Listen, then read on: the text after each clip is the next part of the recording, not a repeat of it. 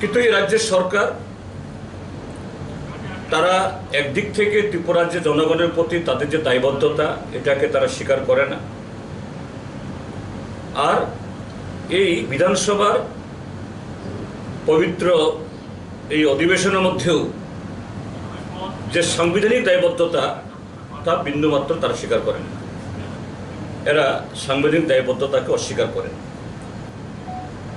এই ডাক্তার মানিক সাহার নেতৃত্বে বর্তমান সরকারের বয়স মাত্র ১.৫ বছর হল, কিন্তু ইতিমধ্যেই এটা দুর্নীতির সাগরে ডুবে গেছে। আজকে শুনেছেন একজন মন্ত্রী বিকাশ দেববর্মা কদিন মন্ত্রী হলেন, তিনি তার বিরুদ্ধে উত্থাপিত অভিযোগের জবাব তো দিতে পারলেন না, উল্টা আপনারটাও আমি জানি, অর্থাৎ আমারটা যেমন আপনি জেনেছেন আপনারটাও জানি, তিনি স্বীকার করে নিচ্ছেন। হাউ হি ডেয়ার সো, মানে কি ধরনের আস্পর্ধা! অর্থাৎ আমি চুরি করেছি, করব, এটা শুধু বিকাশ দেববর্মা না, একেবারে গোটা লাইন। এটা দুর্ভাগ্যের। গতকালও যেহেতু সুদীপ বাবুরা ছিলেন একসাথে, স্বাভাবিকভাবেই তারা ভেতরের খবরগুলো একটু ভালো জানেন। মুখ্যমন্ত্রী দপ্তর সম্পর্কে যেভাবে বলেছে, লক্ষ্য করেছেন আপনারা, রিজার্ভ বেঞ্চের বিজেপির ৩৪ জন আর তাদের মিত্র দলের আরো ১৩ জন কেউ উঠে দাঁড়াননি, অর্থাৎ বলার কোনো সাহস নেই।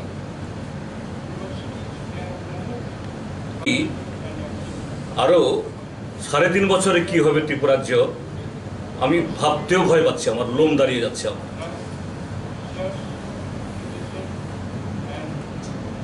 আজকে যে শান্তি নিকেতন নিয়ে আলোচনা হলো, এর আগেও যখন এই বিষয়গুলো আমরা উত্থাপিত করি, আপনারাও ত্রিপুরাজ্যের প্রেস সত্যিকারী নাগরিক দায়িত্ব পালন করেছেন, আপনারাও, আমরা উত্থাপন না করে নিজে থেকে আপনারা অন্তর্তদন্ত করে সব পত্রিকা আপনারা তুলেছেন, আমি অসংখ্য ধন্যবাদ জানাই। এটাই গণতন্ত্রের চতুর্থ স্তম্ভের কাজ। আমরা তো তুলেছি। তখনও একজন মন্ত্রী বলতে চেষ্টা করেছেন দাউদ ইব্রাহিমের টাকা আসলেও ক্ষতি কি? দাউদ ইব্রাহিমের টাকা আসলেও ক্ষতি কি? হুই দাউদ ইব্রাহিম? আমাদের দেশের নিরাপত্তার একটা প্রতি থ্রেট এবং আরো নানা অপরাধের সাথে যুক্ত, তার টাকা দিয়েও যদি হয় নাকি ওয়েলকাম। আজকে মুখ্যমন্ত্রী তাই বললেন, এটাকে কোরোবোরেট করলেন। কি বললেন? যে পশ্চিমবাংলাতে অনুব্রত মণ্ডলের বিরুদ্ধে অভিযোগ, ঠিক আছে, কিন্তু একটা কলেজ হচ্ছে, ভালো জিনিস হচ্ছে। আমরা প্রথম থেকেই বলছি অন্তত শিক্ষা এই চ্যাপ্টারটা রাষ্ট্রের অনুকূলে হওয়াই শ্রেয়। এটা উপরে কোনো ব্যবসা বাণিজ্য হতে দেওয়া উচিত না। আর কোন শিক্ষা? মেডিকেল শিক্ষা, তার সাথে জনস্বাস্থ্য জরুরি যুক্ত। মুখ্যমন্ত্রী বলছেন সেখানে পশ্চিমবাংলাতে সংস্থা কি, তার পেছনে কে, দেখার দরকার নেই। আমার এখানে তো হয়েছে ভালো, কিন্তু কালকে কি হবে এই গ্যারান্টি আছে? আমরা অত্যন্ত গঠনমূলকভাবে, এত বড় ত্রুটি পরও গঠনমূলকভাবে আমরা বললাম ঠিক আছে এটা বন্ধ হোক, এই দাবি কিন্তু আমরা কেউ বলিনি। তার অ্যাডমিশন বন্ধ করা আমরা কেউ বলিনি। ঠিক আছে, হয়েছে, কারণ ১৫০ জন ছাত্রছাত্রী ভর্তি হবে, ১৫০ জন ডাক্তার বেরোবে ত্রিপুরা থেকে, ৭৫ জন, ভালো কথা। কিন্তু মাঝপথে যাতে তাদের মধ্যে কোনো অন্ধকার না নেমে না আসে। আমরা বললাম একটা জয়েন্ট এই মানে মেম্বার এমএলএদের একটা কমিটি হোক, লেজিসলেটিভ একটা কমিটি হোক, আমরা এক্সামিন করে যদি সেখানে কোনো ফ্ল থাকে, if there is any flaw, যাতে এই সংস্থা এখান থেকে পালাতে না পারে। অর্ধেক পথে আমাদের রাজ্যের ছেলে মেয়েদের জীবন যাতে স্তব্ধ না হয়। একটা সময়েতে মুখ্যমন্ত্রী বলেও ফেললেন, এটা হলে আমার তো আপত্তি নাই। তো এই জায়গায় দুর্ভাগ্য, গত 3 দিন ধরে দেখছেন, এর আগের অধিবেশন দেখছেন, যিনি প্রিসাইডিং অফিসার মানে মাননীয় স্পিকার, আমি গত 2 দিনও বেশ কয়েকবার আমার বলতে হচ্ছে, আপনি দয়া করে এই চেয়ারকে খাটো করবেন না। হ্যাঁ, আমরা প্রত্যেকে কোনো দল থেকে নির্বাচিত হয়ে আসি, আবার এই চেয়ার থেকে নেমে গেলে আবার দলেই চলে যাব, কিন্তু তারপরও গণতন্ত্রে চেয়ারের মর্যাদা দিতে হয়। সেখানে বসে আমি কোনো একটা দলের কোনো একটা গোষ্ঠীর হতে পারি না। শাসক দলকে অবান্তর নানা ধরনের যে কথা তুলে তাদের বিরুদ্ধে যে সমস্ত অভিযোগ তোলা হচ্ছে, এগুলাকে আড়াল করার জন্য তাদেরকে স্কুপ তৈরি করে দিচ্ছেন। মাননীয় মুখ্যমন্ত্রী স্বীকার করলেন প্রায় যে একটা বলা আপত্তি নেই, আর তিনি বলছেন যে না, করা যাবে না। মানে দুর্ভাগ্যের আমরা প্রিসাইডিং অফিসারকে যাতে তার মর্যাদা এবং সেরকমভাবে এই বিধানসভার গরিমা সুরক্ষিত রেখে আমাদের রাজ্য গণতন্ত্রকে আরও শক্তিশালী করতে চাই, কিন্তু ক্রমশ এই গরিমা নষ্ট হয়ে যাচ্ছে। আরেকটা ঘটনা দেখেছেন, আজকে সকাল 9:30 নাগাদ হঠাৎ আমার বাড়ির সামনে কিছু লোক এসে হইচই শুরু করেছে। 60-70 জন হবে, কালো কাপড়, হাতে লাঠি সুটা, ব্যাগে অন্য কিছু থাকতে পারে। হঠাৎ করে বলছে জিতেন চৌধুরীকে পদত্যাগ করতে হবে। কোথায় পদত্যাগ করতে হবে জানি না। আমি আমার বাড়িতে বসে আছি, আমাকে বলছে জিতেন চৌধুরী গো ব্যাক। আমি কোথায় গো ব্যাক করবো জানি না। এবং অশ্রাব্য অশ্লীল গালিগালাজ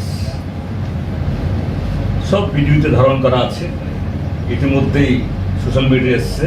এবং যারা চেনেন এদেরকে বলছেন এরা তো অমুক এলাকার বুথ মেম্বার, অমুক এলাকার শক্তি কেন্দ্রের নেতা, অমুক মণ্ডলের লোক। এটা কি কারণে হঠাৎ করে হলো? পরশুদিন যে মন্ত্রী সুধাংশু দাস, তার একটা অত্যন্ত অগণতান্ত্রিক, অসাংবিধানিক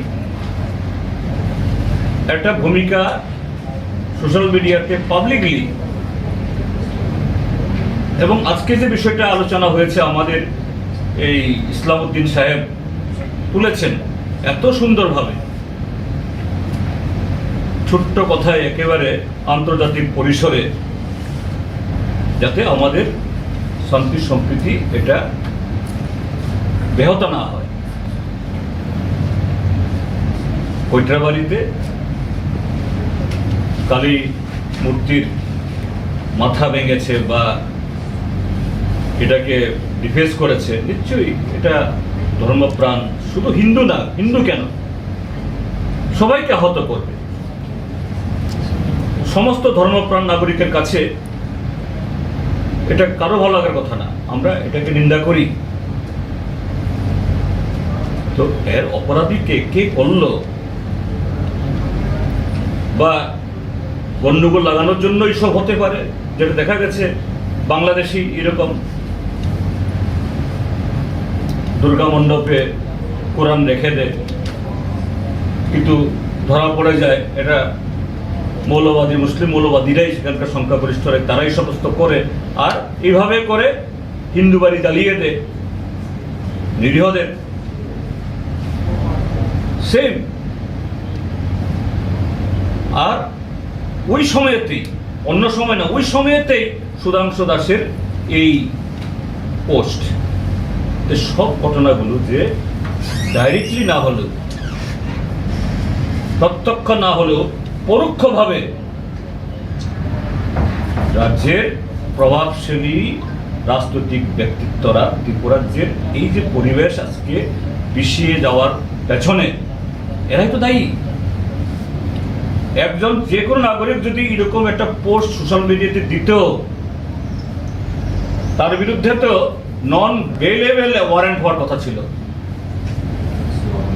আমি সঙ্গে সঙ্গে স্বরাষ্ট্রমন্ত্রী, ডিজি এবং এসপির কাছে দিয়েছি। স্বরাষ্ট্রমন্ত্রী হয়তো বলতে পারে আমি দেখিনি, ব্যস্ততার মধ্যে। ডিজিও বলতে পারেন স্যার আমি দেখিনি, but SP Kiran Kumar he responded,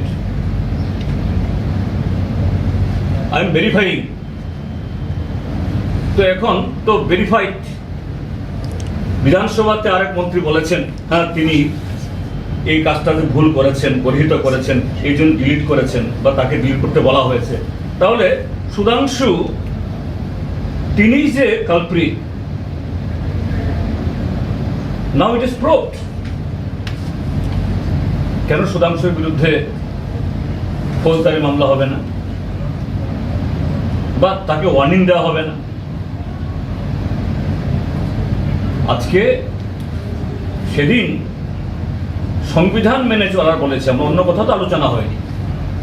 বিষয়টা উত্থাপন করেছিলেন বিরোজিৎ সিনহা মহোদয়, সেকেন্ড করেছেন গোপাল রায় মহোদয়। ওই প্রসঙ্গে আমি বলেছি যে না, একজন মন্ত্রীকে এই জাতীয় পোস্ট দেওয়া অনুচিত, এটাই বলেছি আমি। এটা তো কোনো ধর্মীয় বিশ্বাসকে তার বিরুদ্ধে একটা শব্দও উচ্চারণ করেনি, কিন্তু আজকে আমার বাড়িতে পাঠিয়ে দিল। তাহলে এই ঘটনার পেছনে কাদের হাত? প্রমাণিত শাসক মন্ত্রী। এভাবে গণতন্ত্রের কণ্ঠরোধ করার জন্য এরা লেগেছে। গতকাল পঞ্চায়েত নির্বাচন কথা বলা হয়েছে, আমরা সুনির্দিষ্টভাবে বললাম অমুক তারিখে অমুক সময়েতে এইভাবে। আরেক মন্ত্রী তার খণ্ডন করলেন কিভাবে? 42 বছর আগের কথাগুলি কথা। আর 42 বছরের সেই সময়ের সরকার সেই ঘটনাগুলি কেন হয়েছে তার জবাব দিয়েছে, এরাইনি। তারপর তারা যদি বলেন এসব হয়েছে, তখন তো হোক, আমরা তো রাজি। অর্থাৎ তারা জাস্টিফাই করছেন, এই ঘটনাগুলি জাস্টিফাই করছেন, অস্বীকার করতে পারছেন না। বলছে আইন আইনের পথে চলছে। আইন আইনের পথে চলছে? চলছে না। এইভাবেই আজকে এমনকি এই যে ফ্লাড প্রশ্নে সে বিষয়গুলো আলোচনা হলে সেদিন কত দমকানি নাথ হচ্ছে, ফটো সেশন হচ্ছে, এই হচ্ছে সে হচ্ছে। অধিবেশন ফেলে মাননীয় মুখ্যমন্ত্রী দিল্লি চলে গেলেন, ঠিক আছে গেছেন। কোনো কোনো খবরের কাগজে এটাও দেখলাম তিনি রিলিফ নিয়ে কথা বলেছেন, কিন্তু একটা কথা বলতে পারলেন না যে না, ত্রিপুরা সরকারকে এসডিআরএফ 40 কোটি এসছে, এটা তো রেগুলার আমরা যা পেতাম তার একটা অংশ, তার সবটাও না। এটা ফ্ল্যাট না হলেও টাকা আসতো, কিন্তু সরকারে যেখানে বলছে প্রিলিমিনারি 18,000 কোটি টাকা ক্ষতি হয়েছে, প্রিলিমিনারি,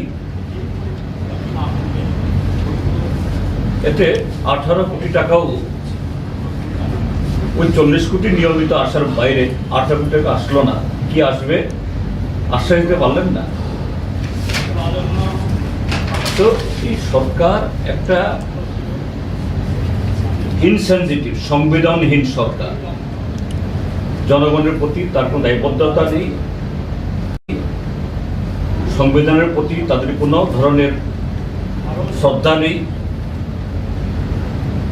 বিধানসভার মধ্যে যেরকমভাবে কণ্ঠরোধ তারা করে, ঠিক তেমনি বিধানসভার বাইরেও গেল পঞ্চায়েত নির্বাচনে সারা ত্রিপুরা প্রত্যক্ষ করেছে কীভাবে করে যাচ্ছে। আমরা যথাসাধ্য এরকম একটা পরিস্থিতিতে বিধানসভাতে জনগণের সে অব্যক্ত বেদনা আমরা তোলার চেষ্টা করছি। আমরা জানি শুধু আমরা 10 জন যে মেম্বার এখানে বা আরো আরেকটা বিরোধী দলের 3 জন 13 জন আমরা বলার চেষ্টা করি যথেষ্ট না।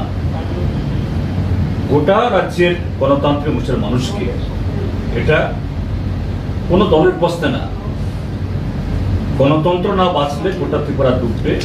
তো সেই জায়গায় আপনারা যারা মিডিয়ার বন্ধুরা আছেন, আপনাদেরকেও বলবো, আমাদেরকে হাইলাইট করা, আমাদেরকে প্রমোট করা, আমাদের ছবি ছাপা না বলছি না, বাট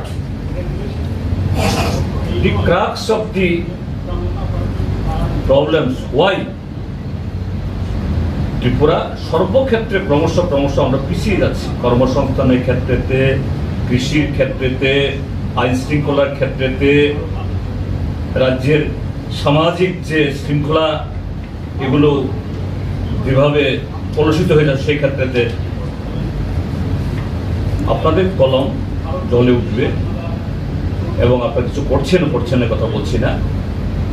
সেই কারণেই এই অধিবেশন চলাকালীন সময়েতেই আপনাদেরকে দেখে এখন বলতে হচ্ছে, আই এম সো হ্যাপি যে আপনারা অধিবেশন চলাকালীন সময়েও সেটা ফেলে এখানে এসছেন। আশা করি সিপিআইএমের বক্তব্য হিসাবেই বলতে হবে কথা নয়, জনগণের বক্তব্য হিসাবে আজকে এই 3 দিন অধিবেশনে যে বেআব্রু চেহারা বেরিয়ে এসছে এটা তুলে ধরবেন, প্রকাশ করবেন, মানুষকে সচেতন করার জন্য। এটা আমাদের তরফ থেকে আমরা আশা রাখি।